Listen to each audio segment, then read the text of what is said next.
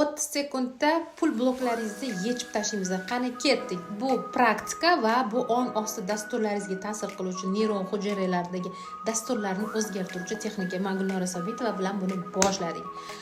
Qabul qilaman, tan olaman, meni ajdodlarimda pullardan juda katta qo'rqqan ajdodlarim yashagan va pulsizlik uni yashab qolishi va baxtli bo'lib omon qolish uchun xizmat qilgan.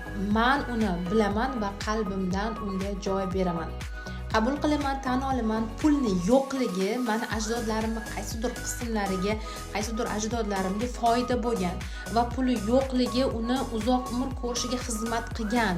Ya'ni pul bu xotirjamlik deb bilgan va men buni ham qabul qilaman va qalbimdan joy beraman va ularning tajribalarini hurmat qilaman.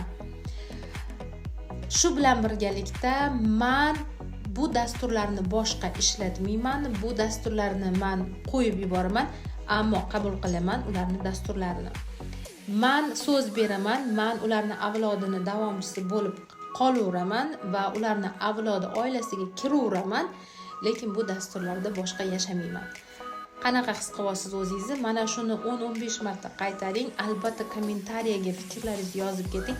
Shunaqangi nastroylar berilgan jonli dars sizga qiziq bo'lsa, bizning 20-dekabr orzular, yangi orzular deb nomlangan intensiv 10 kunlik kursimizga keling. Biz har bir darsda jonli shunaqa texnikalar beramiz va audiosini ham beramiz, yozuvdaginisini ham beramiz. Va sizni 2025-yilda tozalashingiz kerak bo'lgan dasturlaringizni tozalaymiz.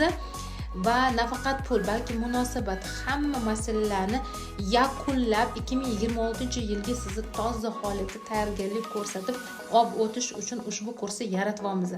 Demak, 25-yil ko'pchilikka og'ir bo'ldi, sinov yili bo'ldi va ichki qalbga qaytish, ruhiyatga qaytish yili bo'ldi. Agarda siz bu yil ham shu ishlarni tugatib olmasangiz, dekabrda keyingi yil yana shu joydan boshlaysiz. Shuning uchun hammalarni mana shu kursga taklif etaman. Demak, asosiy kanalimiz Gulnora Sobitova Telegram, YouTube, Instagramga murojaat qilinglar va quyidagi raqamlarga murojaat qilinglar.